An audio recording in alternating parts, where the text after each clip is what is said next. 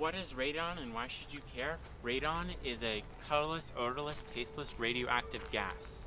Where does radon come from? Radon comes from the natural decay of uranium found in the soil. Radon seeps up through the ground into our houses and buildings, primarily through the cracks in the floor and other porous materials.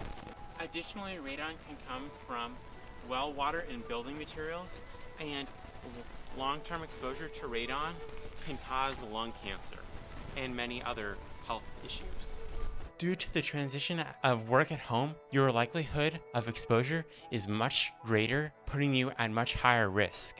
So how do you find out if you're at risk? There is two main options which you can do either yourself or have professionally done. The first option is quick and easy to see if you have radon and how much you have right now. In contrast, the second option provides a more accurate and diagnostical information. No matter which pathway you choose, it is a good idea for you to do it yourself or pay a professional. The kits are easily available online through sites like Amazon, or just ask your smartphone radon testing professionals near me. So what should you do when you find out? Well, there are three main things that you can do.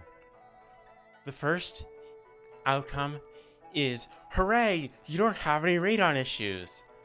Then the second outcome is, oh no, you have drastically high radon levels, which need immediate action to be taken. The third outcome is you have some radon, which it would be still a good idea to act proactively.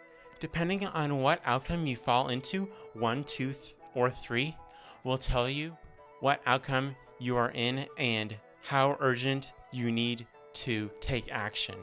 So if you want to dive further into this, I'll have all the affiliated things that we talked about linked in the video description, including the citations, so you can read up more on this if you're interested.